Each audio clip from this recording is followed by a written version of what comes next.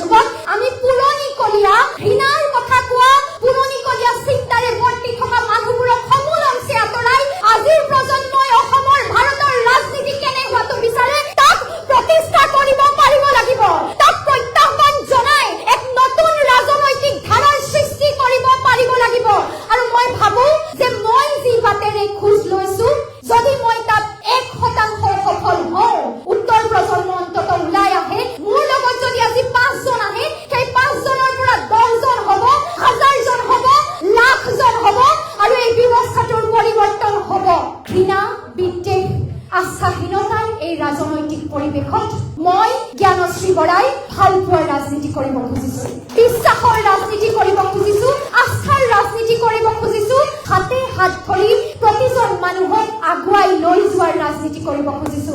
এই যাত্ৰা অত্যন্ত জটিল, অত্যন্ত কষ্টকৰ, অত্যন্ত দুৰ্গম। কাৰণ সকলোৱে যেতিয়া সুবিধাবাদৰ পক্ষত স্থান লয়, সকলোৱে যেতিয়া স্থিতাৱস্থাৰ পক্ষত স্থান লয়, সাহসৰ লগত খোজ মিলাই চলে, তেনে এটা অৱস্থাত এনে কণ্টকাকীৰ্ণ পথ লৈ যাবলৈ নিশ্চয় দূৰলৈ যাব লাগিব, নিশ্চয় কষ্টৰে যাব লাগিব। কিন্তু মই যাম সেই দূৰ, সেই কষ্ট, সেই বাধা বিঘিনি অতিক্ৰম কৰি মই এই সুবিধাবাদৰ বিপৰীতে আস্থাৰ ৰাজনীতিৰ পথাৰখনত খোজ দিব বিচাৰিছো। মই এক মুহূৰ্তৰ বাবেও বিচলিত নহওঁ, মই এক মুহূৰ্তৰ বাবেও স্তব্ধ নহওঁ।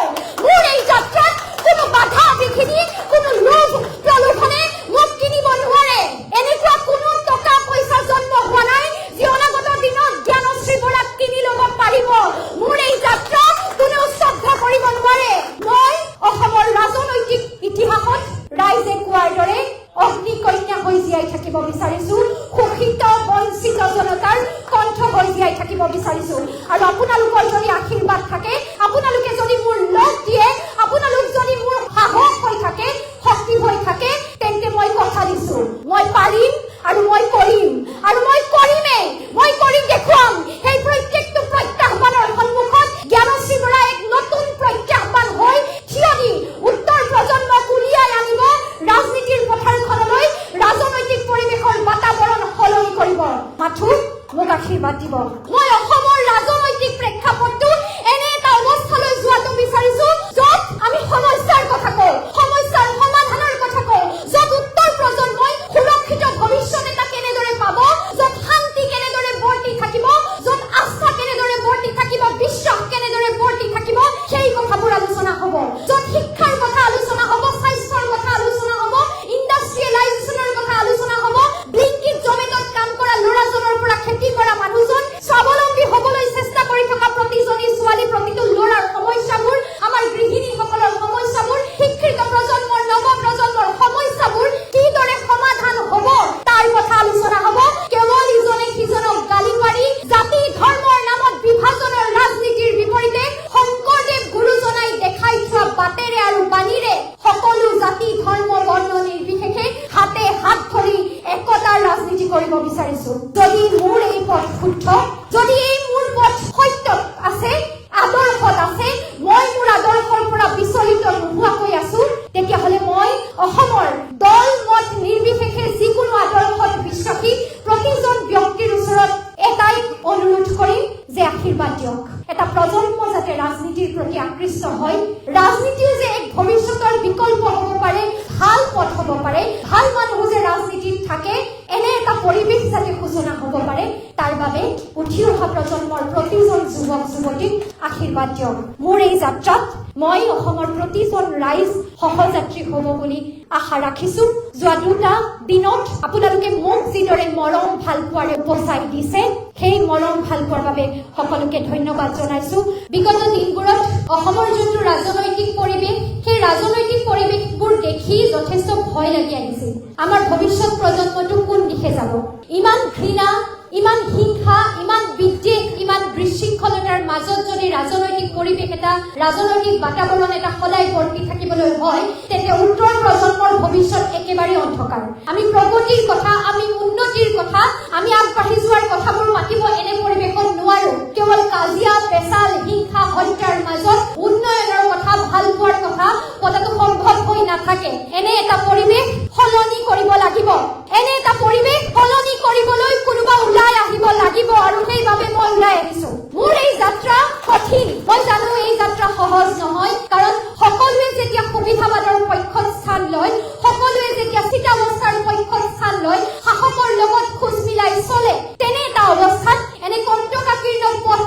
যাবলৈ নিশ্চয় দূৰলৈ যাব লাগিব, নিশ্চয় কষ্টৰে যাব লাগিব, কিন্তু মই যাম। সেই দূৰ, সেই কষ্ট, সেই বাধা বিঘিনি অতিক্ৰম কৰি মই এই সুবিধাবাদৰ বিপৰীতে আস্থাৰ ৰাজনীতিৰ পথাৰখনত খোজ দিব বিচাৰিছো। ঘৃণা, বিদ্বেষ, হিংসা, বিশৃংখলতাৰ ৰাজনৈতিক পৰিৱেশটোৰ বিপৰীতে মই আস্থাৰ ৰাজনীতি কৰিব বিচাৰিছো, বিশ্বাসৰ ৰাজনীতি কৰিব বিচাৰিছো। এই ঘৃণা বিদ্বেষৰ পৰিৱেশত মই প্ৰেম আৰু ভাল পোৱাৰ ৰাজনীতি কৰিব বিচাৰিছো। মানুহে মানুহক ভাল পোৱাৰ ৰাজনীতি কৰিব খুজিছো। হাতে হাত ধৰি সকলো জাতি, ধৰ্ম, বৰ্ণ নিৰ্বিশেষে প্ৰতিটো স্তৰৰ মানুহক একে লগত সমান খোজেৰে আগবঢ়াই লৈ যোৱাৰ ৰাজনীতি কৰিব বিচাৰিছো। মই অসমৰ ৰাজনৈতিক প্ৰেক্ষাপটটো এনে এটা অৱস্থালৈ যোৱাটো বিচাৰিছো য'ত আমি সমস্যাৰ কথা কওঁ, সমস্যাৰ সমাধানৰ কথা কওঁ, য'ত উত্তৰ প্ৰজন্মই সুৰক্ষিত ভৱিষ্যত এটা কেনেদৰে পাব, য'ত শান্তি কেনেদৰে বৰ্তি থাকিব, য'ত আস্থা কেনেদৰে বৰ্তি থাকিব, বিশ্বাস কেনেদৰে বৰ্তি থাকিব, সেই কথাবোৰ আলোচনা হ'ব। য'ত শিক্ষাৰ কথা আলোচনা হ'ব, স্বাস্থ্যৰ কথা আলোচনা হ'ব, ইণ্ডাষ্ট্ৰিয়েলাইজেশ্যনৰ কথা আলোচনা হ'ব, ব্লিংকিট জমেটত কাম কৰা ল'ৰাজনৰ পৰা খেতি কৰা মানুহজন স্বাৱলম্বী হ'বলৈ চেষ্টা কৰি থকা প্ৰতিজনী ছোৱালী, প্ৰতিটো ল'ৰাৰ সমস্যাবোৰ, আমাৰ গৃহিণীসকলৰ সমস্যাবোৰ, শিক্ষিত প্ৰজন্মৰ, নৱ প্ৰজন্মৰ সমস্যাবোৰ কিদৰে সমাধান হ'ব তাৰ কথা আলোচনা হ'ব। কেৱল ইজনে সিজনক গালি পাৰি জাতি ধৰ্মৰ নামত বিভাজনৰ ৰাজনীতিৰ বিপৰীতে শংকৰদেৱ গুৰুজনাই দেখাই থোৱা বাটেৰে আৰু বাণীৰে সকলো জাতি ধৰ্ম বৰ্ণ নিৰ্বিশেষে হাতে হাত ধৰি একতাৰ ৰাজনীতি কৰিব বিচাৰিছো। এই ৰাজনৈতিক ক্ষেত্ৰত মই জানো যে আজিৰ প্ৰজন্মই বিচৰা ৰাজনৈতিক ক্ষেত্ৰখন হয়তো মই ভবাৰ দৰে হয়। অন্ততঃ জেন জি, জেন আলফাৰ যুগত আমি পুৰণিকলীয়া ঘৃণাৰ কথা কোৱা, পুৰণিকলীয়া চিন্তাৰে বৰ্তি থকা মানুহবোৰক সমূল অংশে আঁতৰাই আজিৰ প্ৰজন্মই অসমৰ ভাৰতৰ ৰাজনীতি কেনে হোৱাটো বিচাৰে তাক প্ৰতিষ্ঠা কৰিব পাৰিব লাগিব। তাক প্ৰত্যাহ্বান জনাই এক নতুন ৰাজনৈতিক ধাৰাৰ সৃষ্টি কৰিব পাৰিব লাগিব।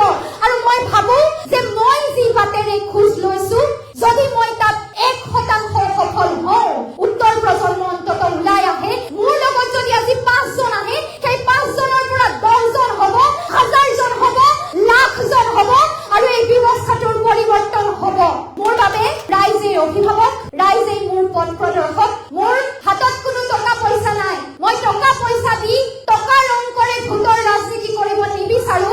এই অৰ্থ সৰ্বস্ব ৰাজনৈতিক ব্যৱস্থাটোৰ সন্মুখত প্ৰত্যাহ্বান হৈ থিয় দিব বিচাৰো। হাতে হাতে টকা বিলোৱাৰ ৰাজনীতি, বিয়া সবাহ সকামত ধন দিয়াৰ ৰাজনীতি, প্ৰতিটো ব্যৱস্থাত ধন দিয়াৰ ৰাজনীতিৰ বিপৰীতে সমস্যা সমাধানৰ ৰাজনীতিহে মই কৰিব বিচাৰো। মই সমস্যাৰ কথা কম, তাৰ সমাধানৰ কথা কম। টকা বিলাই মানুহৰ মন ভাল লগোৱা ভোট বেংকৰ ৰাজনীতিৰ কথা মই নকওঁ। সমাজৰ মানুহে ভুগি থকা সমস্যাবোৰ সমাধানৰ প্ৰকৃত পথ কিদৰে ওলাব মই সেয়া কথা কম। আৰু মই বিচাৰো মোৰ দৰে শিক্ষিত প্ৰতিজন মানুহে তেনে এক ৰাজনৈতিক বাতাবৰণ সৃষ্টি কৰক। নিৰ্বাচনৰ আগত হাতে হাতে কেইটকামান গুজি টুপ দি মানুহক কিনিব পাৰি বুলি ভবা মানুহবোৰৰ সন্মুখত এটা প্ৰত্যাহ্বান থাকক। আৰু অসমীয়া জাতিয়ে কওক যে অসমীয়া জাতি কেৱল নিৰ্বাচনৰ আগত টকাত বিক্ৰী হোৱা জাতি নহয়। অসমীয়া জাতিয়ে নিজৰ বিবেকেৰে ৰাজনৈতিক পৰিৱেশ সলনি কৰিব। অসমীয়া জাতিয়ে সেইসকল মানুহক স্থান দিব যিসকল মানুহে সমস্যাবোৰৰ কথা কয়, জাতিৰ অধিকাৰৰ কথা কয়, ৰাষ্ট্ৰৰ চকুত চকু থৈ জাতিৰ অধিকাৰবোৰ আজৰি আনিব লাগিব বিধানসভাত, লোকসভাত। সেই অধিকাৰবোৰ আজৰি আনিব খোজা যিসকল ৰাজনৈতিক নেতা, সেইসকল ৰাজনৈতিক নেতাক জাতিয়ে স্থান দিব, জাতিয়ে মান দিব, এয়া মোৰ বিশ্বাস। গতিকে ৰাষ্ট্ৰৰ চকুত চকু থৈ মেৰুদণ্ড পোনাই ক্ষীণতন নকৰি অসমীয়া জাতিৰ অধিকাৰবোৰ, আমাৰ সম্পদৰ অধিকাৰ, ভূমিৰ অধিকাৰ, খিলঞ্জীয়াৰ সুৰক্ষা, জনগোষ্ঠীৰ অধিকাৰ, জনজাতিৰ অধিকাৰবোৰ আমি আজৰি আনিব পাৰিব লাগিব। কোনোবা নাগপুৰৰ হাতৰ আঙুলিৰ ঠালত নাছিলে, কোনোবাই কেইখনমান আসন দিব নিজৰ গাদীৰ সুৰক্ষিত কৰিব খোজা নেতাসকলৰ বিপৰীতে প্ৰত্যাহ্বান হৈ উঠিব খোজা এটা প্ৰজন্ম ওলাই আহিব লাগিব যি সাহসেৰে দিল্লীত ক'ব যে নহ'ব। অসমীয়া জাতিয়ে ক্ষীণত কৰি কাৰোবাৰ আঙুলিৰ ঠাৰত নাচি গাদী সুৰক্ষা হোৱা স্বাৰ্থলোভী সুবিধাবাদী নেতাৰ ওচৰত নিজক বিক্ৰী হ'বলৈ নিদিয়ে। অসমীয়া জাতিয়ে বিষ্ণু ৰাভাই দেখুওৱা পথেৰে, জ্যোতিপ্ৰসাদে দেখুওৱা পথেৰে আগবাঢ়ি যাব। জুবিন দাই কোৱা বাটেৰে আমি খোজ ল'ম। অসমীয়া জাতিয়ে যিদৰে সেইসকল মানুহক মৰম দিলে, মই ভাবো যে অনাগত দিনত মৰম দিব। অনাগত দিনত মই মোৰ ৰাজনৈতিক ক্ষেত্ৰখনত কোনবোৰ সপোন আছে এয়া নিশ্চয়কৈ কম। দলে মোক যি দায়িত্ব দিয়ে সেই দায়িত্ব পালন কৰিবলৈ মই চেষ্টা কৰিম আৰু পুনৰ কম যে ঘৃণা, বিদ্বেষ, আস্থাহীনতাৰ এই ৰাজনৈতিক পৰিৱেশত মই জ্ঞানশ্ৰী বৰাই অসমৰ অগ্নিকন্যা হৈ ভালপোৱাৰ ৰাজনীতি কৰিব খুজিছো, বিশ্বাসৰ ৰাজনীতি কৰিব খুজিছো, আস্থাৰ ৰাজনীতি কৰিব খুজিছো, হাতে হাত ধৰি প্ৰতিজন মানুহক আগুৱাই লৈ যোৱাৰ ৰাজনীতি কৰিব খুজিছো। যদি মোৰ এই পথ শুদ্ধ, যদি এই মোৰ পথ সত্য আছে, আদৰ্শত আছে, মই মোৰ আদৰ্শৰ পৰা বিচলিত নোহোৱাকৈ আছো, তেতিয়াহ'লে মই অসমৰ দল মত নিৰ্বিশেষে যিকোনো আদৰ্শত বিশ্বাসী প্ৰতিজন ব্যক্তিৰ ওচৰত এটাই অনুৰোধ কৰিম যে আশীৰ্বাদ দিয়ক।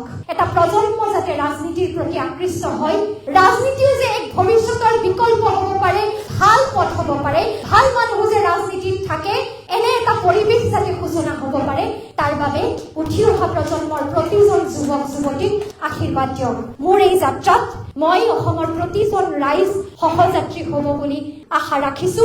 যোৱা 2টা দিনত আপোনালোকে মোক যিদৰে মৰম ভালপোৱাৰে উপচাই দিছে, সেই মৰম ভালপোৱাৰ বাবে সকলোকে ধন্যবাদ জনাইছো। ৰাইজৰ দলৰ প্ৰতিজন বিষয়ববীয়া সভাপতি মহোদয়ক মই ধন্যবাদ জনাইছো আৰু মই মোৰ কথাটো এটা বাক্যৰে শেষ কৰিব বিচাৰিছো। আজিৰ পৰা মই মোৰ যাত্ৰা সঁচা অৰ্থত আৰম্ভ কৰিছো। এই যাত্ৰা অত্যন্ত জটিল, অত্যন্ত কষ্টকৰ, অত্যন্ত দুৰ্গম, কিন্তু এই যাত্ৰাত মই এক মুহূৰ্তৰ বাবেও বিচলিত নহওঁ, মই এক মুহূৰ্তৰ বাবেও স্তব্ধ নহওঁ। মোৰ এই যাত্ৰাত কোনো বাধা বিঘিনি, কোনো লোভ প্ৰলোভনে মোক কিনিব নোৱাৰে। এনেকুৱা কোনো টকা পইচা জন্ম হোৱা নাই যি অনাগত দিনত জ্ঞানশ্ৰী বৰাক কিনি ল'ব পাৰিব। মোৰ এই যাত্ৰা কোনেও স্তব্ধ কৰিব নোৱাৰে।